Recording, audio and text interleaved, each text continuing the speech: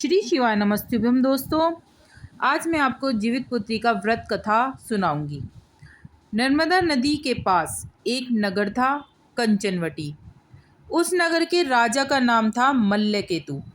नर्मदा नदी के पश्चिम में बालूहटा नाम की मरुभूमि थी, जिसमें एक विशाल पाकड़ के पेड़ पर एक चील रहती थी। उसे पेड़ के नीचे एक सियारिन भी रहती थी।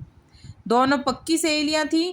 दोनों ने कुछ महिलाओं को देखकर जीतिया व्रत करने का संकल्प लिया और दोनों ने भगवान श्री जीतवाहन की पूजा और व्रत करने का प्रण ले लिया।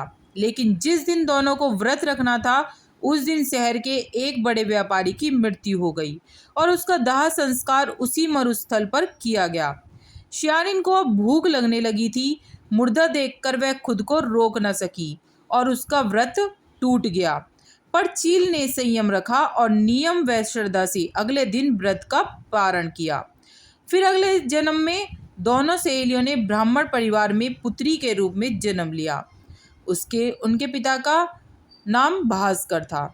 चील बड़ी बहन बनी और उसका नाम था सीलवती। सीलवती की शादी बुद्धिसेन के साथ हुई और शियारिन छोटी बहन की रूप में जन्मी। उसका नाम था कपूरावती। उसकी शादी उसी नगर में राजा माल्यकेतु से हुई। अब कपूरावती कंचनवटी नगर की रानी बन गई। भगवान जीतवाहन के आशीर्वाद से सीलवती के 7 बेटे हुए, पर कपूरावती के सभी बच्चे जन्म लेते ही मर जाते थे। कुछ समय बाद सीलवती के 7 पुत्र बड़े हो गए। वे सभी राजा के दरबार में काम करने लगे। कपूरावती के मन में उन्हें देखकर ईर्ष्या की भावना आ गई। उसने राजा से कहकर सभी बेटों के सर काट दिए। उन्हें 7 नए बर्तन मंगवाकर उसमें रख दिया और लाल कपड़े से ढककर सीलावती के पास भिजवा दिया। यह देख भगवान जीतवाहन ने मिट्टी से 7 भाइयों के सिर बनाए और सभी के सिर को उनके धड़ से जोड़कर उन पर अमृत छिड़क दिया। इससे उनमें जान आ गई। 7 युवक जिंदा हो गए और घर लौट आए। जो कटे सर रानी ने भेजे थे वे फल बन गए और दूसरी ओर रानी कपूरावती बुद्धिसेन के घर से सूचना पाने को व्याकुल थी। जब काफ़ी देर सूचना नहीं आई तो कपूरावती स्वयं ही बड़ी बहन के घर गई। वहाँ सबको जिंदा देखकर वह सन्न रह गई। जब उसे होश आया तो बहन को उसने सारी बात बताई। अब उसे अपनी गलती पर पछतावा हो रहा था। भगवान जीतवाहन की कृपा से सीलावती को पूर्व जन्म की बातें याद आ गईं। वह कपूरावती को लेकर उसी पाकड़ के पेड़ के पास गई। उसे सारी बातें बताईं। कपूरावती बेहोश हो गई और मर गई। जब राजा को इसकी खबर मिली तो उन्होंने उसी जगह पर जाकर पाकड़ के पेड़ के नीचे कपूरावती का दाह संस्कार कर दिया। दूसरी कथा। 2 बहनें थीं। एक का नाम था सुखिया और दूसरी का नाम था दुखिया। दोनों का भाग्य उनके नाम जैसा ही था। दुखिया गरीब थी और बहुत दुखी रहती थी। सुखिया अमीर थी और हमेशा सुखी रहती थी। दोनों एक ही गांव में रहती थी। दुखिया सुखिया के घर से काम करती थी और साफ सफाई करती थी, खाना बनाती थी। जो खाना बच जाता वह खाना सुखिया दुखिया को दे देती थी। इसी तरह दुखिया का घर चलता था। समय बीतता गया। दोनों को बच्चे थे। सुखिया को 2 पुत्र थे और दुखिया को भी 2 पुत्र ही थे। जब जितिया का व्रत आया तो दोनों बहन जितिया का व्रत रखी थी। दुखिया सुखिया के घर में काम करती थी। व्रत के दिन दुखिया ने सुखिया के घर जो चावलों को साफ करना, मतलब उससे जो खुर्दी निकाला, उसे अपने लिए रख ली और साफ चावल सुखिया को दे दी। फिर साग को चुन्नी पत्तियों के डंठल से अलग करना, मतलब बुढ़िया वाला साग सुखिया के लिए रख दी और जो बेकार था वो अपने लिए रख दी और जो डंठल था वह अपने लिए रखी। अब दुखिया ने सुखिया के घर सारा खाना बना दिया और अपने घर चावल की खुर्दी और साग की डंठल लेकर गई बनाने के लिए। खुर्दी का चावल और साग की डंठल बनाकर वह खाना अपने बच्चों को खिलाई और खुद भी खाई। उसके बाद दुखिया सोने चली गई। आधी रात में एक बूढ़ी औरत उसके घर पर आकर दरवाज़ा खटखटाती है तो दुखिया पूछती है कौन है। तब बुढ़िया बोलती है बेटा हम हैं। दुखिया ने उठकर फाटक खोला और पूछती है अम्मा आपको क्या चाहिए, इतनी रात में आप यहाँ किस लिए आई हो? बुढ़िया बोली, बेटा मुझे बहुत भूख लगी है, कुछ खाने को दे दो। दुखिया उसे घर के अंदर ले जाती है और कहती है, हम लोग बहुत गरीब हैं, आज मैंने खुर्दी का चावल और साग की डंठल बनाया है, क्या आप खाएंगी? दुखिया अंदर जाकर खुर्दी का चावल और साग की डंठल लाती है और बुढ़िया को दे देती है खाने के लिए। बुढ़िया खाने के बाद कहती है कि मुझे अच्छे से कुछ दिखाई नहीं देता, इतनी रात के अंधेरे में मैं अपने घर कैसे जाऊंगी? तो दुखिया कहती है, कोई बात नहीं, आप यहीं पर सो जाइए, सुबह चले जाना। तो बूढ़ी दुखिया के घर में सो जाती है। फिर थोड़ी देर बाद उठकर बूढ़ी बोलती है, बेटा मुझे दीर्घा पैखाना मतलब लगी है, कहाँ करूँ? तो दुखिया कहती है, मेरे घर में बाथरूम नहीं है, इसलिए आप उधर कोने में कर लीजिए। बूढ़ी पूछती है, बेटा भड़ भड़ करे या छर छर करे? दुखिया नींद में थी तो वह कहती है, माता जी भड़ भड़ कर दो, मैं सुबह साफ कर दूंगी। फिर थोड़ी देर बाद बूढ़ी पूछती है, बेटा मैं आप अपने हाथ कहाँ साफ करूं? तो दुखिया कहती है, आप मेरे सर में हाथों को साफ कर लो सर से। अब सुबह होती है, दुखिया को यह सब सपने जैसा लगता है कि सोते समय मुझे कोई सपना आया होगा। वह ज़्यादा कुछ नहीं सोचती और नदी में नहाने के लिए चली जाती है। जब वह नदी में नहाती है, अपने बाल धोती है, तो उसके बालों से होते हुए जो पानी बहता है वह सोने का पानी होता है।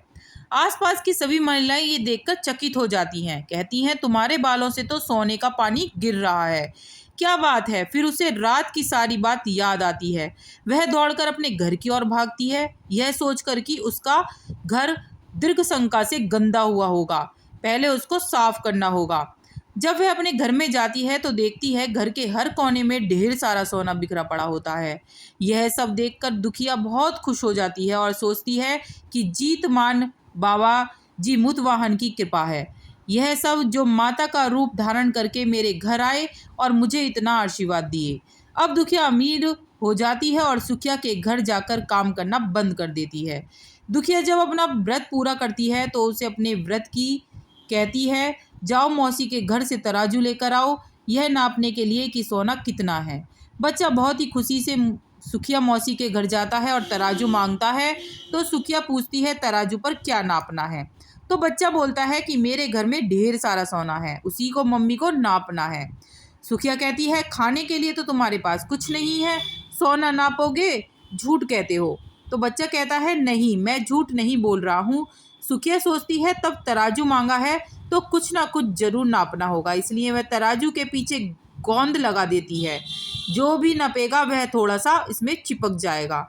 दुखिया जब तराजू पर सोना नापती है तो कुछ सोने का टुकड़ा उस बूंद से चिपक जाता है।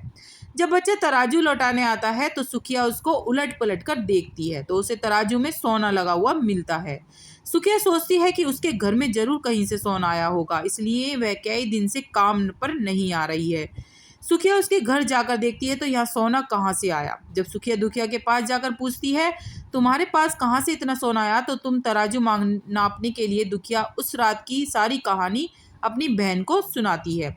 दुखिया का मन एकदम सच्चा था, इसलिए वह सब कुछ बता दी, लेकिन सुखिया के मन में लालच आने लगा कि दुखिया के पास इससे ज़्यादा मुझसे ज़्यादा धन हो गया, अब अगले जितिया में खुर्दी का चावल और साग की डंठल मैं बनाऊंगी। फिर अगले दिन जितिया का व्रत, अगले साल जितिया का व्रत दोनों बहन ने रखा। सुखिया के पास हर तरह का सुख था और धन भी था, फिर भी वह जितिया के दिन चावल फटक कर साफ चावल फेंक दी और खुर्दी अपने पास रख ली। साग को तोड़कर पत्तियां फेंक दी और डंठल अपने पास रख ली, वही बनाई, खा पी कर पूजा पाठ करके सोने चली गई। फिर आधी रात में उसके पास उसके घर में भी बुढ़िया माई आई, दरवाजा खटखटाती हैं।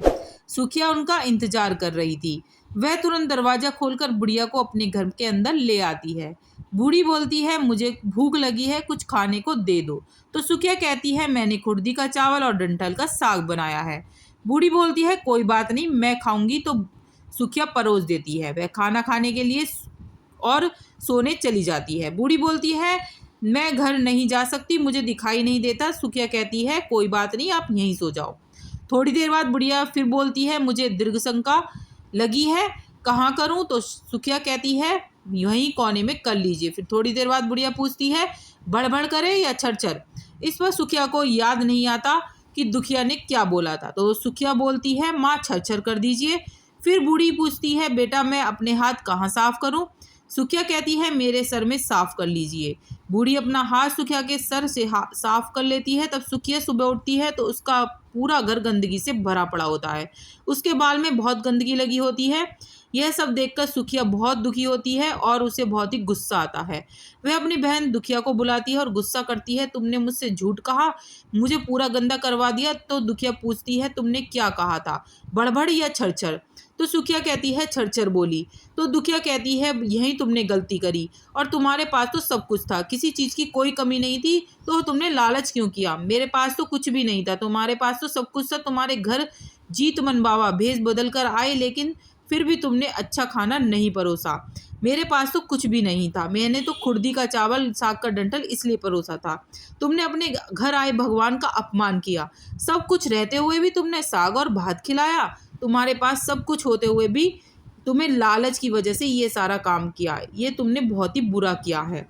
तो कैसी लगी आपको वीडियो, ज़रूर बताइएगा। ओपी लगी थी तो लाइक सब्सक्राइब जरूर करना।